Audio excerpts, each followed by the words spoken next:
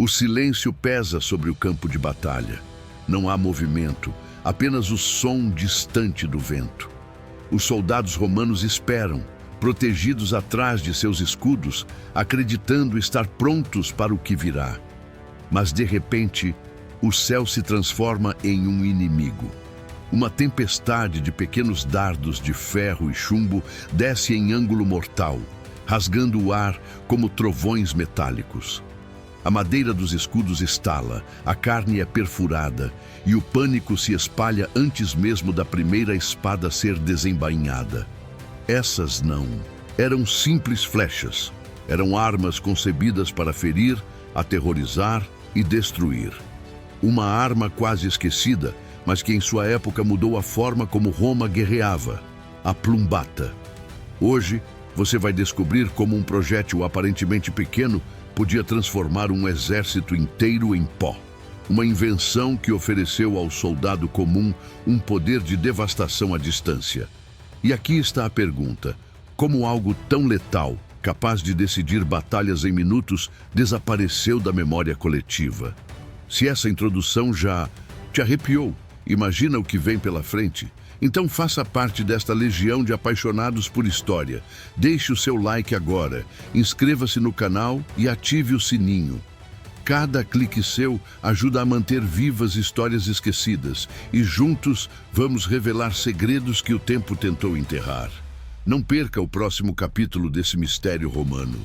Durante séculos, o coração pulsante de Roma foi sua infantaria pesada. O legionário típico da República e do Alto Império era um guerreiro disciplinado, treinado para enfrentar o inimigo de frente. Protegido pelo imenso scutum, o escudo retangular que cobria quase todo o corpo, e empunhando o gladius, a espada curta e letal para combates próximos, ele avançava como parte de uma máquina de guerra implacável. Mas antes de entrar no choque direto, cada soldado lançava o pilum, a lança de arremesso projetada para perfurar escudos e se entortar ao impacto, tornando-os inúteis. Essa estratégia não só desarmava o inimigo, mas preparava o terreno para o avanço final. Legionários ombro a ombro, empurrando com escudos e golpeando com lâminas afiadas. Era uma tática engenhosa, eficaz, que fez de Roma senhora de continentes inteiros. Porém, esse modelo brilhante de guerra não duraria para sempre. As fronteiras cresciam, os inimigos mudavam e a Roma imbatível precisava se reinventar. No século Sunzo, o mapa de Roma já não era o mesmo. O império se estendia por vastas fronteiras, difíceis de controlar com a antiga rigidez da guerra legionária. Os inimigos já não eram apenas falanges compactas ou exércitos que buscavam o confronto direto. Povos bárbaros, especialmente germânicos e orientais, empregavam cavalaria leve e pesada, veloz e imprevisível, atacando em campos abertos, recuando em emboscadas e explorando terrenos onde a disciplina das formações romanas se tornava menos eficaz. As longas batalhas de desgaste, típicas dos séculos anteriores, estavam desaparecendo. Agora, o que definia vitória ou derrota era a mobilidade. Roma precisava de soldados mais ágeis, capazes de se adaptar a diferentes terrenos e de causar impacto antes que o inimigo se aproximasse. A antiga supremacia do gládio e do pilum já não era suficiente. A guerra exigia novas armas, novas ideias e soluções capazes de equilibrar alcance, velocidade e poder. Foi nesse contexto turbulento que um pequeno projétil de chumbo começou a emergir como a chave para o futuro: a plumbata. A mudança não aconteceu de um dia para o outro, mas aos poucos o exército romano foi deixando para trás sua aparência clássica. O gládio, símbolo das legiões que conquistaram o mundo, começou a desaparecer. Em seu lugar surgiu a espata, uma espada mais longa, entre 70 e 80 centímetros, muito mais versátil tanto para a infantaria quanto para a cavalaria. O pesado escutum retangular, que protegia o legionário da cabeça aos pés, também foi substituído por escudos menores e circulares, perfeitos para soldados que precisavam de mobilidade e para aqueles que lutavam a cavalo. Até mesmo os capacetes e as couraças sofreram mudanças. As armaduras, antes rígidas e pesadas, passaram a buscar o equilíbrio entre proteção e agilidade. O exército, que antes funcionava como um bloco sólido, agora se tornava uma força mista, flexível, capaz de adaptar-se a diferentes tipos de inimigos. Essa revolução não era apenas estética, era a prova de que Roma entendia que, para continuar dominando, precisava reinventar sua maneira de guerrear. Foi nesse ambiente de transição que nasceu a plumbata, uma arma à altura dos novos desafios. Foi nesse cenário de mudanças que surgiu a plumbata, um dardo curto, pesado e mortal que redefiniu o campo de batalha.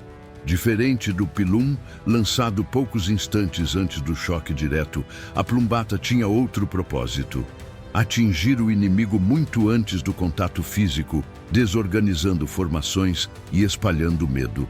As primeiras referências aparecem por volta do século II, em tratados como o Epitoma Rei Militares de Vegécio e mais tarde no Estratégico, atribuído ao imperador Maurício.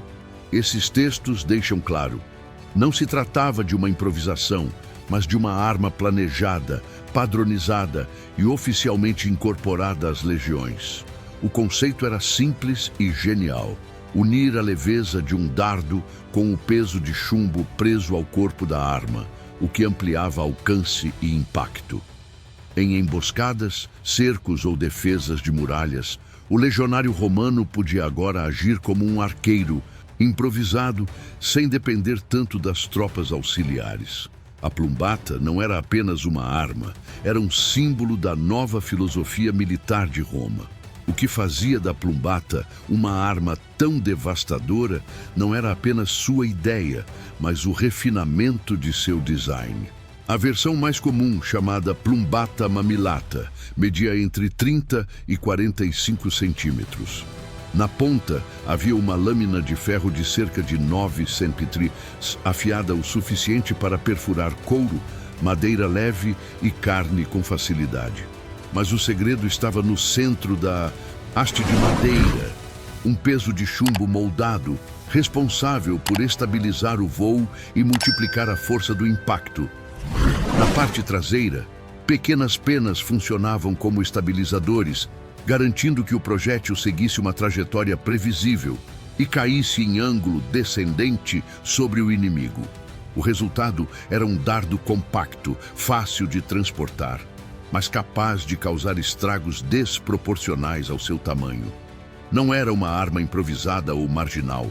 A plumbata aparece em diversas fontes antigas e foi produzida em massa para equipar legiões inteiras.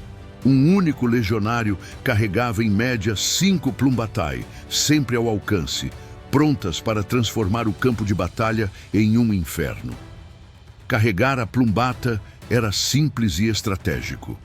Muitos soldados a fixavam na parte interna do escudo, fosse o antigo scutum retangular ou os modelos circulares do final do Império.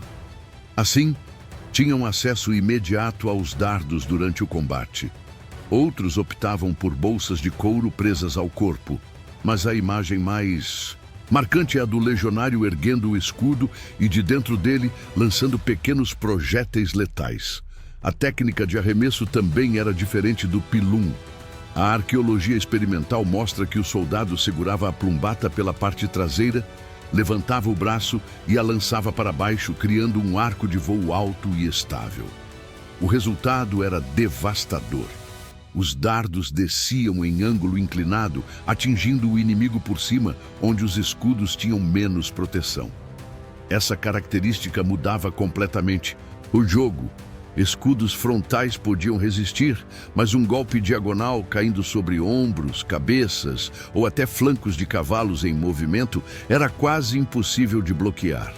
Roma havia encontrado uma forma de transformar cada legionário em um arqueiro improvisado, capaz de desestabilizar o inimigo à distância, diferença de alcance e impacto físico, mas também o efeito psicológico devastador dessa arma no campo de batalha.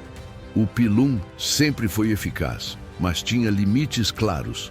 Seu alcance útil raramente ultrapassava os 30 metros. Já a plumbata, em mãos treinadas, podia voar até 80 metros, atingindo o inimigo muito antes de ele chegar às linhas romanas. Essa distância extra mudava a dinâmica da guerra. Imagine centenas de dardos pesados descendo em arco, cravando-se em escudos, ferindo homens e derrubando cavalos antes mesmo do primeiro contato físico. O impacto era físico, mas também psicológico.